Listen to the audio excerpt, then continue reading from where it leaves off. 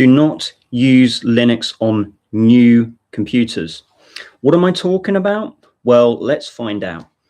So if you've seen any of my recent videos, you will see that I have talked a lot about system requirements for the Linux desktop particularly.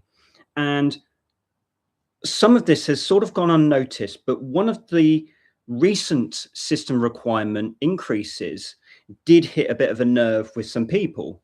Other people have done videos on this, and that's Ubuntu, one of the most popular distributions for new users to Linux. And they quietly, according to this article, you can probably see it on the screen now, raised their minimum requirements for their new release from about 3 to 4 to 6 gigabytes, which is insane, which is crazy. And one of the reasons this is insane and crazy is because Linux should be a distribution, or a distribution of Linux should be really from lower to top end hardware. It should be fast, it should be efficient, it should be everything that Windows isn't, and maybe even Mac OS as well. Whereas what we're getting now is a completely bloated, overrated. It's not like any of these distributions are particularly good now.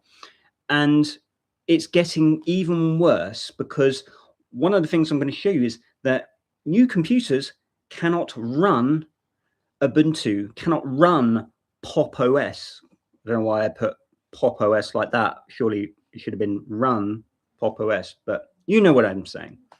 And so where are we with this? Let's actually give you some examples. I'll show you what I'm talking about. Look at the screen here. So this was, Ubuntu, and they said they're going up to 6 gigabytes, right? And they even doubled, I think. No, they didn't. Sorry, they haven't doubled their processor requirement. That was, I think, in relation to Microsoft. I'll show you that in a second, of course.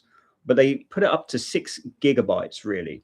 Now, they called this a soft increase because, there's sleight of hand saying, well, what people use now, web browsers, desktop environments, you need all this gigabytes of memory. Now, they're technically right, but they're right for the wrong reasons. They've made this problem. They're part of the problem. All of these desktop environments have made Linux a bloated mess for the desktop user now. And like I said, if you're somebody who is looking to use the Linux desktop, you shouldn't be excluded from the main and popular distributions like Ubuntu, PopOS. It should be as user-friendly as they always made it out to be, but there's nothing friendly by showing a distribution that needs stupid amounts of minimum memory, okay? And we see it here again with PopOS, which uses now their Cosmic desktop, which is all the rage recently, although it was not really the rage for normal people. It was just pure PR marketing by System76, because really it's been a big PR flop in the truest sense, because when it came out, nobody really cared. Everybody was using Hyperland, and window managers even have kind of made a mockery of this horrible hybrid of a system called Cosmic, which includes tiling in a desktop environment. Just get your head around that. Is completely stupid. I know I'll get people in the comments going, yeah, but maybe you want to try tiling. No, it's not tiling as a window manager. It is adding functionality in an environment that doesn't support tiling. It's an oxymoron. It's a contradiction. These are not overlapping, okay? Anybody who has any sense will know what I'm talking about. But they've done it anyway. And what for this pleasure of a mess of a desktop environment, 8 gigabytes recommended, which is an insane amount. And if you don't believe me when I say this isn't a good look, let's actually have a look. So Windows 11, which is probably the worst Windows version so far. I know that kind of makes sense because everything Windows comes out with, or everything Microsoft comes out with, it just gets worse generally. There's some exceptions, 8 to 10 maybe, Windows 7 from Vista. But so here we go. Now think how this looks, okay? Forget, being an experienced Linux user. So you've got a computer that is running Windows 11 and you're looking to, get rid of it. You can't bear it and it's insane how bad it is. You're going to look to say something like Ubuntu. Everybody knows this, or maybe even PopOS, probably even PopOS. And you're going to go, okay, this computer I got was 4 GB of memory, maybe a bit more, maybe 8, who knows? And you're just looking at going, why are these system requirements double for Linux? I thought Linux was supposed to be blazing fast. I thought it was supporting hardware across the board. I thought this was the place to go because of how bad Windows has got. Well, you're not going to see that because you're going to see, this insanity here. Okay. And this really comes to the crux now because it's even worse than you imagine. So this is not an ad. I'm not sponsored by, the computers or laptops, but this is the real on the ground situation. So we have here a range of laptops. Okay, they're all budget laptops, but that's really beside the point. And the point here is actually that being budget, you would expect them to support Linux, or certainly the Linux desktop, certainly the popular Linux distributions. But have a look at some of the specs here.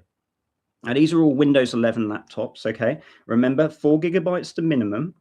And we have these Windows 11 laptops, and look, 4 GB, okay? 4 GB does not run on PopOS properly. Recommended is 8, so you've got half less than what you need, and you're 2 GB left on less on Ubuntu, but you're fine on Microsoft. So if you're switching from Microsoft on this budget laptop, you'd expect, any kind of budget laptop to run like gold with Linux. And yet here you are, you're faced with this. So again, a 4 GB amount of RAM, not good enough. 4 GB amount of RAM, 4 GB amount of RAM, 4 GB amount of RAM, 4 GB, 4 GB, and the list goes on. The list goes on. Okay.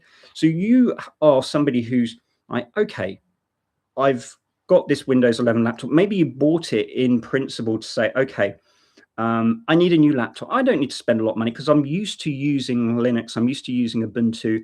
I know I can just, take Ubuntu and throw it on there. But that was in the past. That was when Ubuntu recommended, 4 or 3 or 2 GB RAM. Now they've just doubled it. It's like a complete mind F, It's for normal people, this is not reasonable behavior. This is not acceptable for a major Linux distribution. And this is not what Linux should be doing. It's not what Linux distributions, certainly the most popular ones, should be doing. So again, this is the cold face of reality for people like you and me. We know better in the sense, we have bespoke systems. We know how to get the most out of our computers, irrespective of what, say, Ubuntu does. But for most people, they're going to use Ubuntu, they're going to use PopOS, and confronted like this is insane. This is absolutely insane. And they're all part of the problem because they're part of the problem that makes the bloated desktops.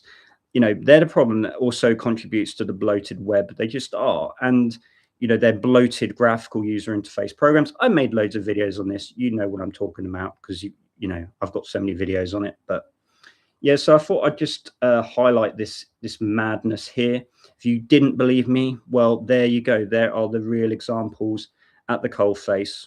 Do not, run Ubuntu or a Linux distribution, certainly the popular ones, on a new computer because you shouldn't be doing it according to them. So there we go. It'd be interesting to see what you think in the comments, and I'll leave it there. So you know what to do. The fake YouTube, like, comment, subscribe, and I want to give special thanks to my patrons. That's Sean and that's Sol. Thank you guys very much. If you want to become a Patreon and get some perks like early access to the videos, have a look in the description.